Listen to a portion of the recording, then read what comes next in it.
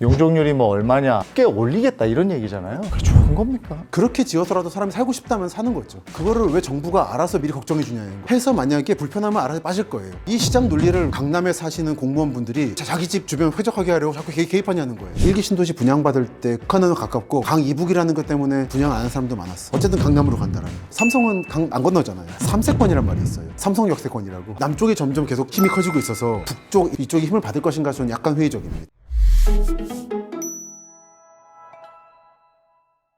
신도시에 관한 관심 늘 뜨거운데 특히 일기 신도시의 경우에는 재건축, 재개발 이슈가 있어서 더 관심이 높습니다.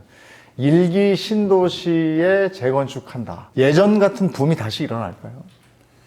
일기 신도시에 따라 다르지 않겠습니까? 아, 어디냐? 네. 그게 분당이냐, 일산이냐, 그렇죠. 산본도 있나? 산본이냐, 네, 산본. 산본이냐. 중동이냐, 평촌이냐. 네.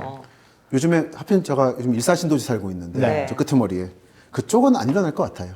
그러니까 사실 위에 운정도 새로 만들어졌고요. 네. 그리고 중간에 탄현인이 많이 만들어지고 있다 보니까 그쪽 사람들이 굳이 집을 새로 짓기보다는 딴 데로 주변에 옮겨가지 않나 싶고 네. 다만 분당이나 평촌은 상황이 다른 거죠. 분당은 좀 괜찮을 것 같아요. 근데 분당이 생길 때도 신강남이라고 그랬거든요. 맞아요. 그렇죠.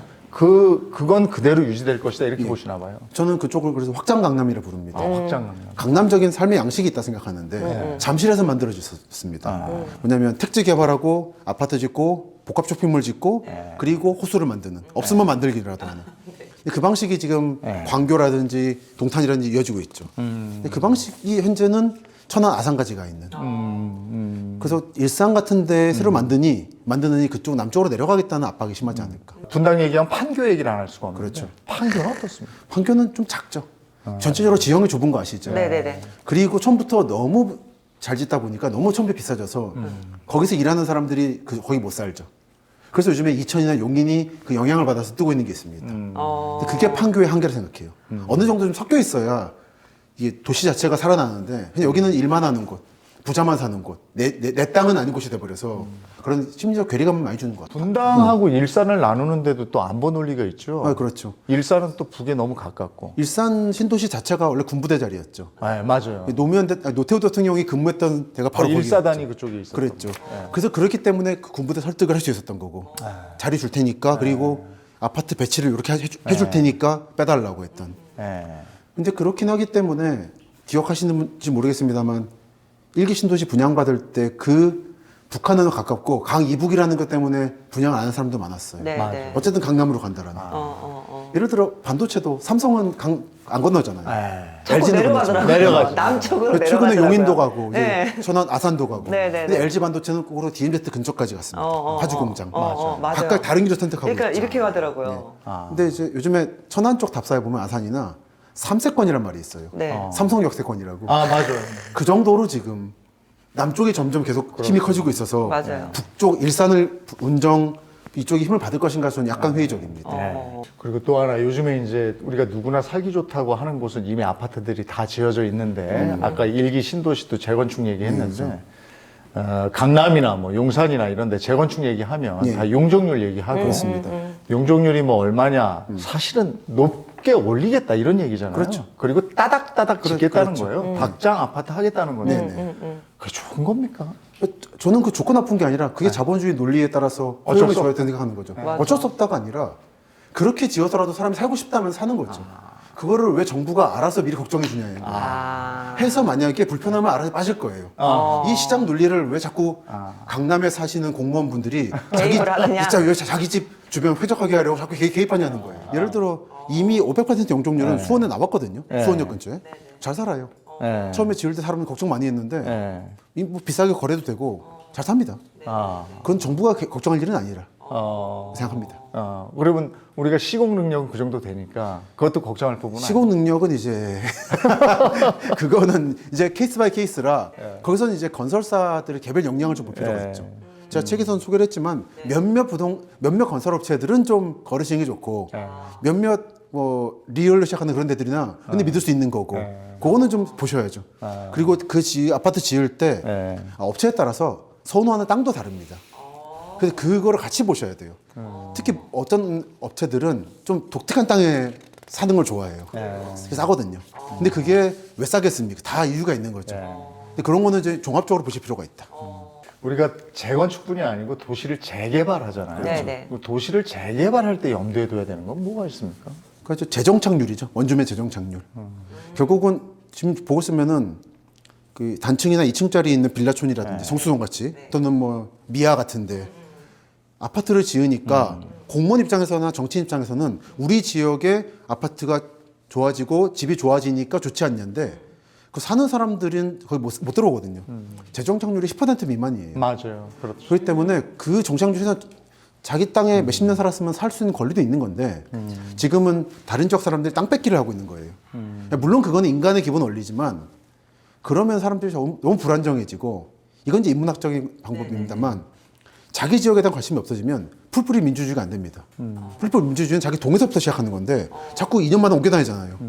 그럼 자꾸 이게 광역적인 것밖에 못 봐요. 그래서 저는 그런 걸 막기 위해서라도 정착률을 높여야 되고 그러려면은 저는 사실 임대주택이 답이라고 보는데 더 많은 임대주택 뭐 서로 충돌하더라도 그러려면 전 용적률을 높여주고 층고를 제한을 풀어주는 대신에 많이 받아내야 된다. 업체들로부터.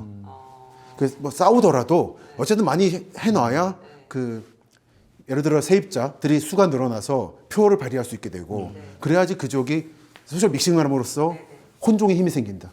저는 혼종의 힘이 있다 생각합니다. 원주민이 다시 그곳에 정착할 수 있는 재개발이었으면 좋겠다. 이런 말씀과 함께 또 우리 땅이 우리나라 땅이 모든 땅이 다 용적률 높이해서 50층으로 짓기에 적합한 땅들이 아닐 거 아니에요. 그러니까요. 그것도 구분을 해야 되는 거 아닙니까? 특히 일산이죠. 일산이 있고 몇몇 신도시 말씀을 드렸지만 몇몇 지역은 연약 지반이라서 그냥 신경을 잘 쓰면 됩니다. 지금 기술은 있어요. 근데 신경을 안 쓰고 지은 것들도 있어서 그죠. 예를 들어 저는 송도 신도시는 신경을 써서 지었다 생각해요.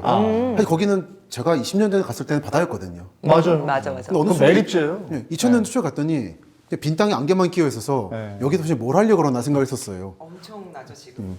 근데 거기는 너무나 주목받은 곳이고 국제 신도시를 꿈꿨기 때문에 기반 공사도 잘했고 그럼 괜찮습니다. 근데 그렇지 않은 곳도 있죠.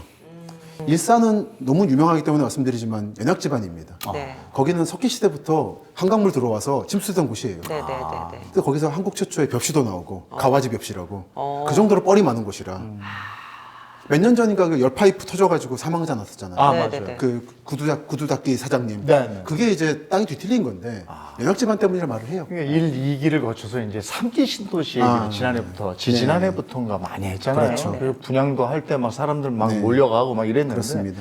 3기 신도시 부지들은 어떻습니까? 정말 3기 신도시는 2기 신도시 이상으로 케이스 바이 케이스인 것 같아요. 아직 몇몇 신도시 딱히 말씀은 안 드리겠지만 책에서 말씀드렸지만 과연 분양이 시작될 수 있을까에 대한 의구심이 있는 것도 있어요. 그래요. 아직 진행 중입니다. 3기 신도시는. 여기가 정말 할 수 있냐 아니냐.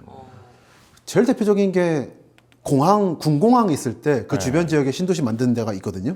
그런 데는 정말 봐야 돼요.